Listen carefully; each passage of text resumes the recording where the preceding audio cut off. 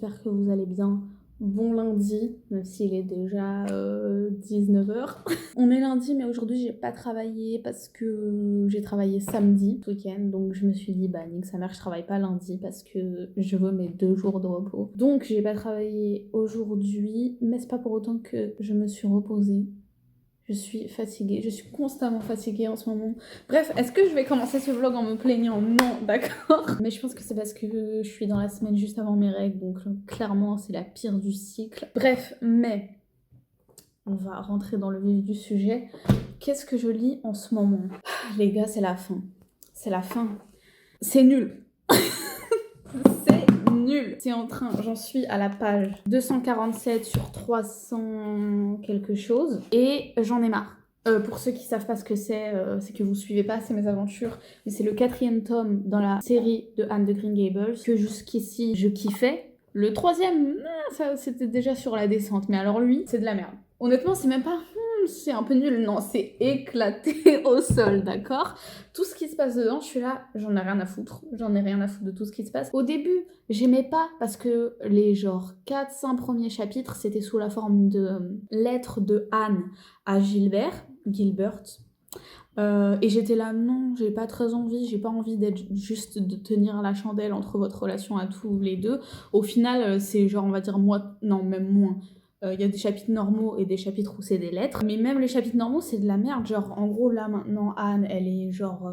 elle vit en pension chez 2 vieilles dames et maintenant elle est genre proviseure dans un lycée. Et bref, elle vit dans un village et elle nous raconte les histoires des gens du village. Frère, j'en ai rien à foutre.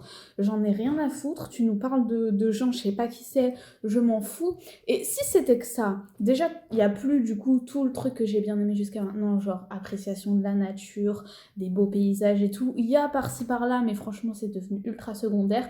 Et même par rapport à tout ce qui est raconté, les histoires avec les personnages et tout, c'est teinté d'une misogynie internalisée. Je ne peux pas. Je ne peux pas, en plus des petites morales chrétiennes et tout. Genre, ça me gave de ouf. Et ça me saoule parce que le prochain, la couverture, il était trop beau. Et je crois, si celui-ci, il est déjà sorti. Et ça s'appelle, je crois, Anne et sa maison de rêve. Et du coup, j'étais là, oh, trop cool et tout. Elle va être dans sa maison. Et je sais pas, je m'attendais à ce que ce soit trop mimes, trop cosy. On va la voir s'installer et tout avec Gilbert, j'imagine, et tout. Donc j'avais trop hâte du prochain. Mais vu que lui me casse les couilles de ouf, bah non. C'est fini. Je vous l'annonce, c'est la fin. Une page se tourne, c'est la rupture entre moi et Anne. Triste, mais c'est comme ça, il faut avancer. Et aussi, du coup, bref, je m'étais dit, je vais grave annoter des trucs et tout, parce que j'ai envie de step up mon annotation game. Regardez, on va faire un petit haul de tout ce que j'ai commandé, parce que, encore une fois, je me suis fait propagander par Bookstagram cette fois, parce que je voyais ça partout, et j'étais là, mais d'où ça vient? Dites-moi, où est-ce que vous avez acheté ça? C'est trop beau. Ces petits stickers trop beaux, avec une palette de couleurs genre stylée, parce que jusqu'à maintenant j'avais les post-it enfin comme ça quoi, les couleurs primaires un peu moches. J'ai acheté aussi de post-it, il m'en manque un, non? Tant que j'y étais, j'ai aussi acheté ça, j'ai pas encore utilisé, mais je sais pas si vous voyez, c'est genre les post-it transparents. Par contre c'est pas aussi transparent que ce que je pensais, ça fait un peu comme le scotch, je sais pas si vous voyez, attendez, genre vous voyez, c'est pas non plus genre... Vous ne voyez pas là. Donc on verra coller sur une feuille, bref. Et ensuite le dernier truc que j'ai commandé, c'est... Bon ça, j'avoue, déjà quand j'étais dans mon game de bullet journal et tout, j'avais grave envie de m'acheter ça. Et maintenant que je suis une adulte responsable de ses finances, j'ai enfin pu l'acheter moi-même. Des petits mild liners. Et vous avez vu tout à l'heure, j'ai aussi été acheter, parce que jusqu'à maintenant, quand j'écrivais dans mes annotations, je le faisais au crayon à papier, mais j'aime pas trop, ça fait un peu brouillon et tout, et je voulais un bon stylo qui qui est bien smooth, je sais pas si vous voyez, mais du coup j'ai pris le Pilote G207, si ça intéresse quelqu'un. Et donc trop hâte, mais trop hâte d'annoter un livre qui est cool, parce que celui-là, non. Donc quand je l'aurai fini, ce que j'aimerais lire cette semaine, c'est tout d'abord Le Parfum de Patrick Suskind. On m'a dit en commentaire que ça doit se prononcer comme Kinder. Donc voilà.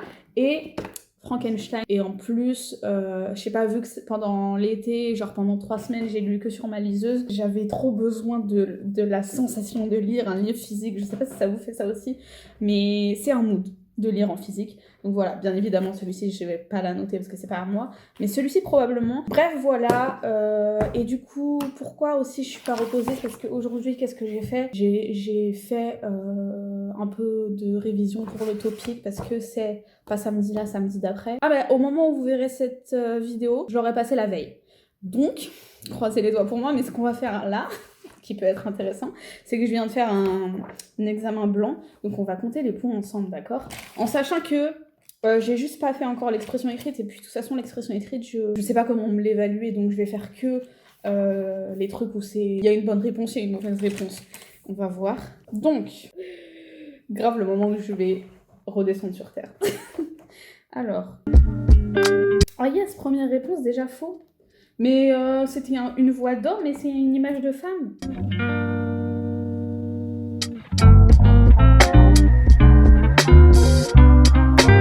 152 sur 200. Sachant que je vise pas le maximum du niveau, je sais plus exactement comment c'est divisé les résultats, mais je vise pas le top du top, donc je crois que c'est plus ou moins ce que je devrais avoir pour ce que je vise. Donc ça va. Je pensais que ce serait pire. Et aussi, vu que ça fait longtemps que je ne vais plus à l'école, c'est ultra dur de me concentrer pendant autant de temps. Genre, j'ai grave du mal de rester assise à faire le truc pendant autant de temps. Du coup, je me dis, pendant le vrai examen, je vais péter un câble. Bref, je vais probablement continuer mon puzzle. J'ai commencé un puzzle. J'adore.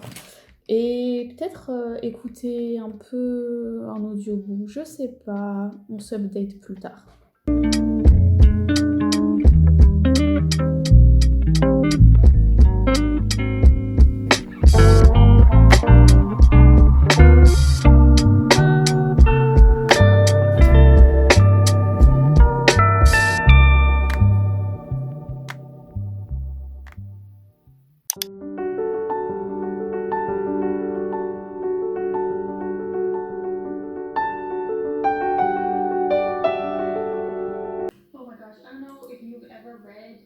John Keats's letters. Unfortunately, they're not in this.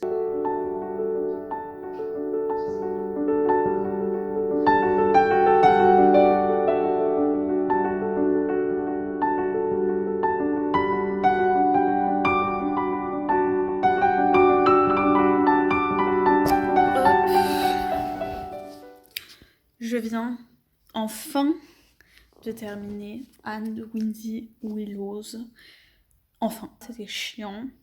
Et un autre truc que j'ai pas aimé, c'est que dans cette histoire, Anne, c'est genre super nanny. Elle va de maison en maison, on nous raconte des histoires, et genre, comme par magie, elle règle les histoires de tout le monde et tout. Carrément, ça m'a commencé à me faire détester Anne.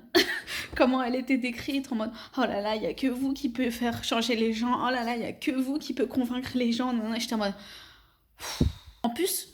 À chaque fois, pour zéro explication, les gens ils changent d'avis. Juste, ah bah c'est Anne, hein, donc forcément, Anne. En fait, ça me saoule de pas l'avoir aimé parce que le prochain, j'avais trop hâte de le lire.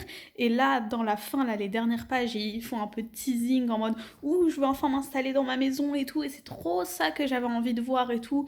Du coup, parce que dans celui-là, Gilbert, genre, il est pas là, jamais en fait. On ne voit que les lettres que elle lui envoie, mais on n'a aucune trace de lui et de ce que lui dit. Donc en fait, pour moi, vraiment, elle lui a envoyé des lettres pendant 3 ans auxquelles il n'a pas répondu. Donc déjà, ça, je trouvais ça un peu bizarre que vraiment tous les personnages de avant, ils sont vraiment effacés de ce tome. Du coup, je sais pas. Je pense que dans tous les cas, je vais faire une pause avec la série pour le temps de digérer la déception qu'est celui-ci.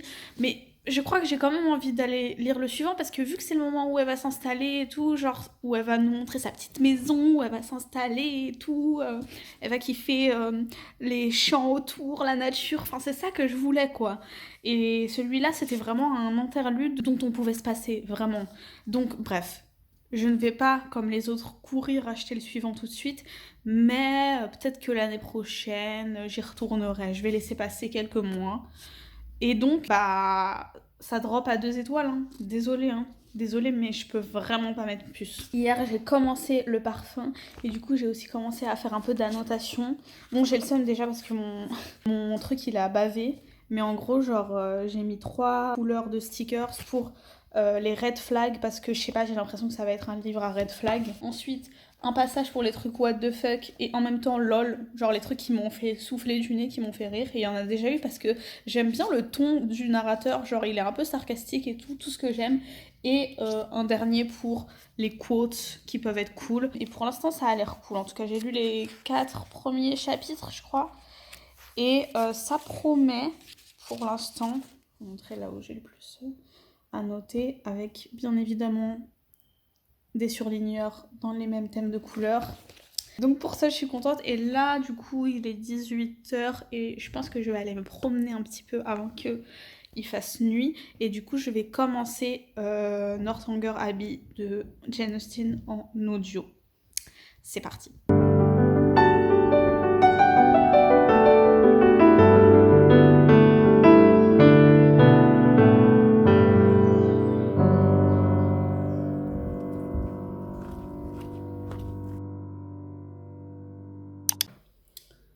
Bonjour les amis, c'est moi.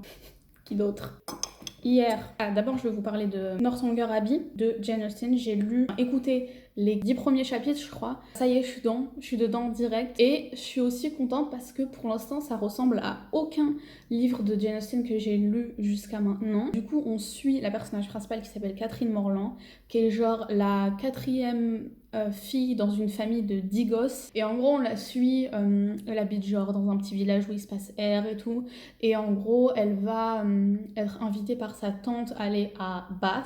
Je sais pas où c'est, mais apparemment c'est l'endroit hype, parce que je crois que c'est aussi dans un autre roman de Jane Austen. Et aussi, je me demande si c'est pas aussi dans Little Woman. Bref, c'est the place to be, apparemment, à cette époque, où il y a des balles et tout, et genre du coup, on va un peu la suivre. Au début, elle connaît personne et tout, après elle va commencer à se lier d'amitié avec une autre meuf, et toutes les deux, en fait, elles sont comme nous.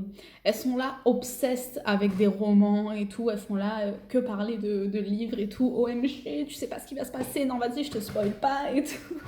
En plus, la narratrice que j'écoute, elle joue de ouf quand elle fait les dialogues et tout, donc c'est grave drôle. Voilà, et c'est tout ce que je sais jusqu'à maintenant. Mais de ce que j'ai compris, en fait, c'est un peu une version de Jane Austen de Madame Bovary, dans le sens où ça va un peu montrer que la personnage principale, Catherine Morland, elle est grave trop à fond sur ses lectures, à essayer de romancer sa vie et tout. Sauf que ça va peut-être lui amener des problématiques en mode bon, calme-toi aussi, chérie. Genre, je pense que ça va être un truc comme ça. À voir, parce que pour info, j'ai absolument détesté Madame Bovary personnellement. Je trouve que c'est juste ultra misogyne. Genre, je sais même pas vous expliquer, mais j'ai eu vraiment cette impression qu'il était en mode. Ces femmes qui peuvent pas se contenter de la vraie vie et qui veulent vivre dans des romans. Bah, frère, t'as vu la vie que tu nous offres aussi? Normal. Enfin, je sais pas, j'ai vraiment détesté Madame Bovary personnellement. Donc à voir ce que va donner celui-ci. Et donc, j'en suis à la page 100 tout pile du parfum. Et franchement, j'aime bien. Genre, je sais pas pourquoi je pensais que ça allait être un peu dur, vu que c'est un classique. Alors que, non, c'est grave facile à lire. Après, c'est pas un livre feel good et tout l'opposé. Franchement, c'est vraiment en mode la vie est nulle, le monde est moche, les gens sont méchants. Genre, c'est vraiment l'ambiance. Pendant les 50 premières pages, où on suit le tout début de la vie de Jean-Baptiste Grenouille, le narrateur, il commençait déjà à faire du foreshadowing en mode il est abominable et tout, mais j'étais là, frère, pour l'instant, c'est juste un bébé, quoi. C'est juste un enfant.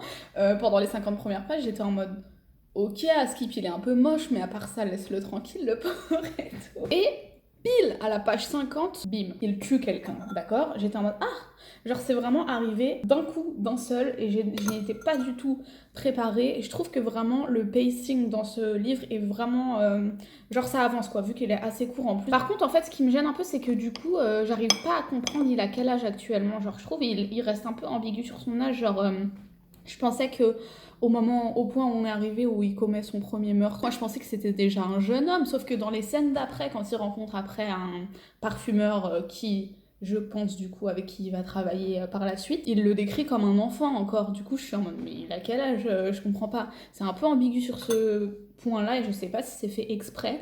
Mais, du coup, voilà. Franchement, c'est cool, je vais continuer. Je pense que là, je vais travailler encore un peu. Après, je vais sortir et du coup écouter un peu plus de Northanger Abbey. Et j'aimerais bien arriver au moins à la moitié du parfum aujourd'hui. Il est temps de recouper cette frange.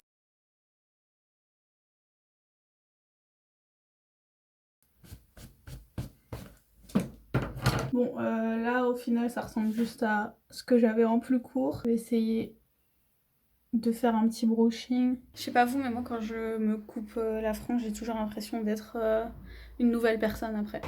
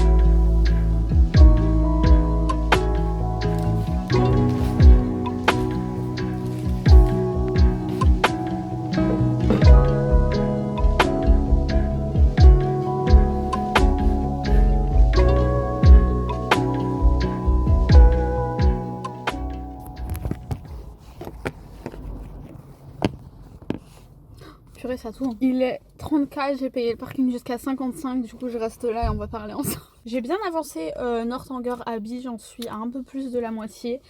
Et c'est cool, comme je le disais la dernière fois, pour une fois ça ressemble pas à tout ce que j'ai lu jusqu'à maintenant de Jane Austen. Et je vous avoue que je m'étais un peu dit, bon bah Jane Austen c'est un peu toujours la même chose et tout.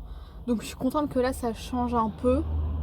Même si c'est pas non plus ultra différent, hein. Ça reste des gens... une société et des enjeux, des gens qui se fiancent, qui se fiancent. Là où j'en suis, en gros elle s'est liée d'amitié avec une meuf qui s'appelle Isabella et après au final là où on en est, elle s'est genre fiancée avec le frère de Catherine Morland. Sauf que depuis qu'elle a appris genre les conditions de combien ils allaient avoir de rente et tout, un jour il faudrait que je regarde à combien ça équivaut leur monnaie à l'époque en euros maintenant, parce qu'à chaque fois qu'ils parlent de sommes d'argent, 10 000 livres de rente et tout, j'ai aucune idée de ce que ça représente et en vrai j'aimerais bien avoir cette information.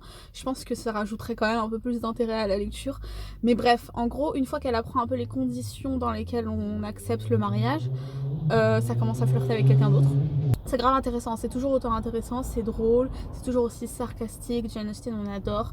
Donc je suis vraiment contente de l'avoir commencé et là elle a enfin reçu l'invitation pour aller dans le château, ou Northanger Abbey, l'abbaye. Par contre, j'en suis à 200 pages et quelques du parfum, donc il me reste moins de 100 pages. Et je vous avoue que là, à partir de la deuxième moitié, je me fais un peu chier. Et aussi un autre truc, c'est que une fois qu'il fait son premier meurtre, en fait, je sais pas moi comment j'imaginais le truc. Je pensais qu'à partir de ce moment-là, ça allait que être crescendo quoi. Mais au final, après le premier meurtre qu'il fait là, bon il reste assez sage, on va dire. Il vit 7 ans dans une grotte et il se passe un peu rien et ça commençait à être un peu ennuyeux. Mais là où j'en suis, les deux nouveaux en train de commencer à faire des expériences, le truc typique.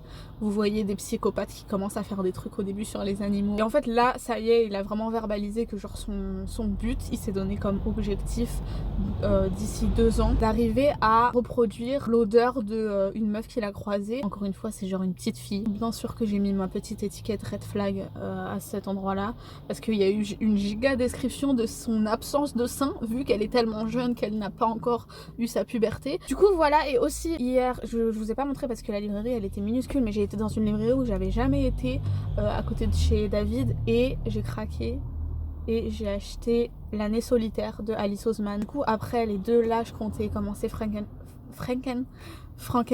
Mais du coup, je pense que je vais commencer celui-là parce que je crois que j'ai besoin d'un truc un peu plus fluffy et tout avant de reprendre un truc un peu plus gothique, dark et tout. Bon, bref, là je parle un peu et je blablabla. En plus, il faut que j'aille rendre la voiture à ma mère pour qu'elle aille à la réunion parents d'élèves.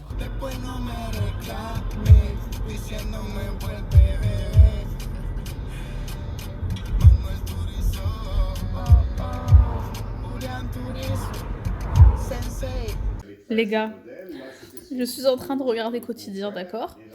Et il y a qui est invité, d'accord? Et ça y est, j'ai ma réponse. Ça ne se dit pas Laurent Bastide, mais bien Lorraine Bastide. Ça fait 1 an que je parle d'elle sur ma chaîne et personne ne m'a dit que ça se prononçait bien Lorraine. C'est de votre faute, je vous en veux vraiment. Alors, je pense que déjà pour revendiquer l'étiquette féministe, il faut effectivement avoir un certain bagage culturel et social. Bonjour les amis, on est samedi. J'aimerais vous dire samedi matin parce que je viens de finir de me préparer et de me déterrer à sortir, mais pour être tout à fait honnête avec vous, il est 16h, voilà. Je vais aller aux courses et avant passer à la librairie, peut-être me laisser tenter. Je suis en roue libre cette semaine, d'accord? Et quoi? Et après, ce matin, j'ai fini le parfum, donc quand je rentre après, on fait un petit update ensemble, voilà. Purée les amis, je dois travailler depuis tout à l'heure, je fais que procrastiner et vous êtes une chose de plus qui me fait procrastiner. Donc, comme je le disais tout à l'heure, petit point, j'ai fini le parfum et aussi mon premier livre où j'ai intensivement annoté et je trouve que le résultat esthétique en tout cas est plutôt sympa, mais après bon, pour ce qui s'agit de ce que j'ai annoté à l'intérieur, c'est des remarques vraiment débiles à chaque fois, c'est pas de la grosse lecture analytique quoi, c'est ça que je veux dire, mais justement quand je lisais j'étais vraiment en train de me dire purée, j'aimerais trop avoir un cours de français sur ce livre, je trouve que ça aurait été cool parce que en fait genre quand je lisais je sentais le potentiel de genre je sais pas, l'essence cachée qu'il y avait en dessous, les trucs que l'auteur il voulait dire, machin, mais je suis pas assez intelligente pour comprendre tout ce qu'il voulait dire. Ou alors peut-être que j'accorde trop de crédit à ce genre de classique et peut-être qu'il y a peut-être pas autant de choses à comprendre que ça derrière. Mais bon, comment former mes idées de façon intelligible? Ah oui, déjà, quand on a commencé à arriver au moment où Jean-Baptiste Grenouille, il est un peu plus... C'est plus totalement un enfant, il commence à travailler avec le premier parfumeur, ça m'a grave fait penser au portrait de Dorian Gray, dans le sens où on avait un peu le monologue intérieur du parfumeur, qui se disait en mode purée, je suis en train d'exploiter le talent de ce petit là, que je comprends pas trop d'où ça vient et tout, et il était en train littéralement de se dire comment je vais régler ma dette, comment je vais payer le succès que je suis en train d'avoir grâce à l'exploitation que je fais de son talent. Et en fait, pendant tout le long de sa collaboration avec Grenouille, il arrête pas de dire ouais vas-y, j'irai poser un cierge à Notre-Dame pour remercier Dieu de m'avoir envoyé Grenouille, nanana. Pendant tout le truc, il arrête pas de dire ouais j'irai poser un cierge, il y va jamais. Et après il est en mode non mais en fait il disait c'est pas moi qui a été genre béni de Grenouille qui est venu à moi, en fait je suis juste dans le dessin plus grand des choses où en fait c'est plutôt les autres parfumeurs qui sont punis et moi je suis juste l'instrument de ce châtiment, donc c'est pas directement une bénédiction pour moi, c'est le châtiment d'un autre, donc j'ai pas forcément à payer quoi que ce soit, j'ai pas forcément à être reconnaissant. Bref, il arrête pas de faire des petites il se retourne le cerveau tout seul quoi pour se convaincre que ce qu'il fait c'est pas si grave que ça, mais à la fin de ce qui lui arrive à lui, voilà quoi. Mais du coup j'étais en train de me dire, il y a un peu la question pendant tout le long du truc de se dire est-ce que au final Grenouille il porte la volonté de Dieu ou est-ce qu'il porte plutôt la volonté du mal? Je sais pas si vous voyez ce que je veux dire, c'est pas du tout mon intention de rentrer dans des trucs religieux comme ça et tout, mais forcément c'est un peu un des fils conducteurs où il dit, genre par exemple Grenouille il dit mais de toute façon Dieu MDR il sert à rien ces personnes et tout, et lui avec ses capacités il arriverait au final à avoir un pouvoir même plus important que celui que représente Dieu pour les hommes actuellement. Aussi le truc c'est que même s'il fait des trucs de ouf et tout et que il est dépeint par le narrateur comme quelqu'un de vraiment abominable machin, en fait vu qu'on est quand même pas mal dans sa tête, on arrive à comprendre quand même le dégoût qu'il peut avoir pour les hommes à certains moments, et du coup je me disais que c'était aussi une critique de la nature humaine en fait, surtout sur la fin. Je vous disais que je m'ennuyais un peu à partir de la deuxième partie, mais les 50 dernières pages c'était intense, hein. J'étais là mais qu'est-ce qui se passe? C'est devenu n'importe quoi. Et à partir de ce moment-là, si vous voulez pas savoir ce qui se passe, vous pouvez skipper. Mais du coup, je vais dire, en gros, après, quand il a formé l'objectif de recréer le parfum de la jeune fille qu'il a trouvé dans la ville où il s'est installé et tout, il se donne 2 ans pour améliorer ses techniques et tout. Et en fait, il va commencer par tuer plein d'autres jeunes filles qui, à ce qu'on dit, sont toutes des super beautés et tout, pour récupérer le parfum de chacune d'entre elles. Et après, en fait, la dernière jeune fille, c'est genre l'ultime essence qu'il doit rajouter pour faire ce parfum. Donc c'est que des jeunes filles vierges, bien évidemment. Ça qui m'a vraiment dérangée le plus, parce que en fait, s'il y a bien une grille de lecture que je peux sur lequel je peux rajouter mon grain de sel, c'est que on en a marre. On en a marre de l'idée que une jeune fille vierge, c'est la pureté et de l'innocence, et que surtout, quand on voit après ce qu'il fait de ce parfum et l'effet que ça a sur les gens, ça m'a mis ultra mal à l'aise, parce que bon, déjà, on a encore eu des descriptions de jeunes filles à peine prépubères qu'on sexualisait, et surtout, en fait, quand après il arrive à créer son parfum, déjà, on voit bien que il se rend pas compte de ce qu'il fait, parce que il prend même pas la peine de se cacher. Et du coup, bah, il se trouve que quand il tue la dernière, il se fait arrêter ultra facilement. Il se débat pas forcément, mais pourquoi? Parce qu'il sait que maintenant il a ce qu'il voulait, le parfum. Et en fait, au moment où après il doit se faire exécuter, il le met. Et alors là, on a une scène, j'étais là, non, non, you're done, you're done. En mode, il sort pour aller à l'échafaud. Sauf qu'il a mis le parfum, il a mis une goutte du petit parfum de ces 25 vierges qu'il a tuées. Et t'as toute une place publique qui se dit non mais en fait faut pas le tuer, mais en fait il est innocent, en fait comment un être pareil pourrait être le coupable. Et après ça se finit en orgie générale sur la place publique, et j'étais là, donc qu'est-ce que tu nous dis là finalement? Tu nous dis que le parfum des jeunes filles vierges, c'est ça comme réaction que ça provoque chez les gens? Là je te suis plus frère, là je te suis plus, vraiment pas. Mais franchement, je pense que je le recommanderais parce qu'il est facile à lire pour un classique. Ah oui, et du coup, j'ai décidé de lui mettre 4 étoiles parce que voilà quoi, franchement, je l'ai lu rapidement, facile à lire, et j'enlève la petite étoile pour ce que je vous ai dit sur l'histoire des vierges, parce que... Et du coup, je voulais vous montrer... Ah oui, déjà, que je vous avais dit que j'ai acheté L'année solitaire de Alice Oseman. J'ai lu le premier chapitre hier. Du coup, j'ai sorti mes autres petits stickers. Et littéralement, dans l'introduction, vu qu'à mon avis, elle a eu un peu un regain de toutes ses œuvres Alice Oseman depuis... le succès de Heartstopper, genre littéralement il y a un peu un warning au début pour dire déjà c'est pas le même ton que Heartstopper, c'est beaucoup plus apparemment dark et tout, donc faut pas s'attendre au même style que dans Heartstopper. Et surtout elle dit attention, ça je l'ai écrit en 2012, mais moi la version que j'ai, elle a été remaniée en fait après par l'autrice en 2020, hâte de voir en tout cas. Et je pense vraiment que bref, ah oui, je vous avais dit que je vous lirais le résumé écrit.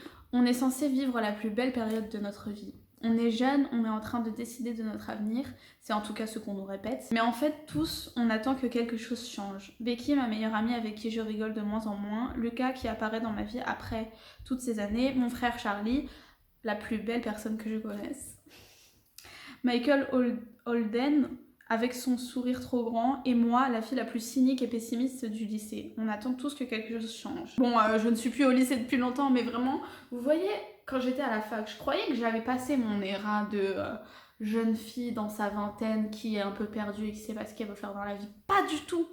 Pas du tout, c'est maintenant. C'est maintenant, d'accord, que je suis perdue et que je sais pas ce que je fais dans ma vie. Donc on ne voit pas encore le bout, et je pense que je parle un peu sur la rigolade depuis tout à l'heure, mais je crois que j'en attends beaucoup trop de cette lecture. You better fix my entire life, you little shit.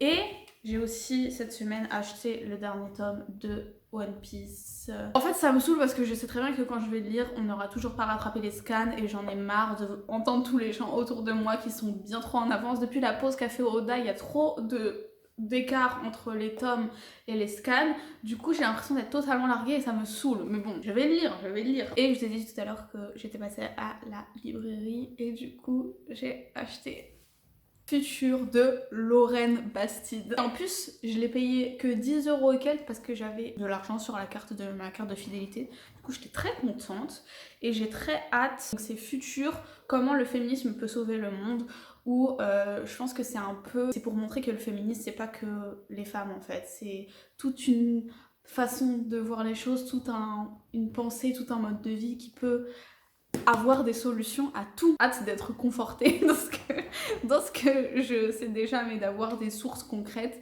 et une façon plus intelligente de l'exprimer. Voilà, bon, j'ai assez procrastiné, il faut vraiment que j'aille travailler et on se dit, on est samedi, je pense, non, si on se voit demain.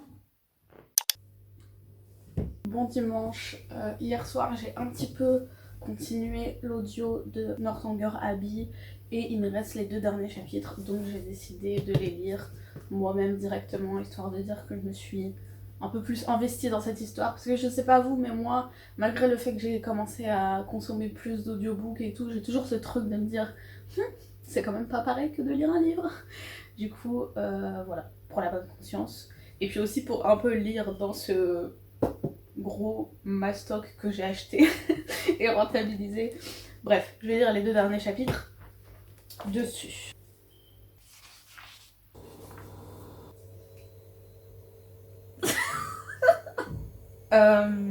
D'accord. J'allais me préparer à vous dire que de tous les Jane Austen que j'ai lus jusqu'à maintenant, c'est, je crois, le couple que je préfère, Catherine Morland et Henry Tilney. Jusqu'à ce que dans le dernier paragraphe, elle mentionne qu'elle a 18 ans et lui 26. Fallait pas faire ça, fallait nous laisser dans l'ignorance en fait. Je sais que ça se passait comme ça à l'époque, mais ça m'a gâché la fin de la lecture, la purée. Mais à part ça, ouais, je crois que c'est la relation que j'ai préférée, genre, je sais pas, genre ça se voyait, ils rigolaient bien ensemble et tout, enfin bref, ils étaient mimes ensemble. Et puis après, ce que j'ai aussi bien aimé dans celui-ci, c'est que cette fois-ci, le personnage qui s'est révélé en fait être pas trop une bonne personne et tout, bah c'était sa soi-disant meilleure pote et son frère. Je sais même pas, au final, elle dit même pas vraiment si leur intention était vraiment mauvaise. Et ce qui me fait rire à chaque fois, c'est que quand même les conflits, c'est des trucs assez de merde quoi. Genre même là, à la fin, quand elle se fait têche de Northanger, au final c'est juste parce qu'en fait le daron de la maison, il s'est rendu compte qu'elle était moins riche que ce qu'il croyait, du coup il était là, oula, j'ai pas envie de traîner avec des pauvres, du coup il la tège. Enfin bref, à chaque fois il y a rien de très dramatique dans ces histoires. Et voilà, à la fin au final ils se marient et puis ils vécurent heureux et eurent beaucoup d'enfants, c'est drôle. Et j'ai bien aimé aussi le fait que la narratrice, elle nous parle, elle dit en mode je laisse au lecteur le soin de supposer si, enfin bref, elle disait plein de trucs comme ça et tout dans l'histoire et je trouvais ça drôle.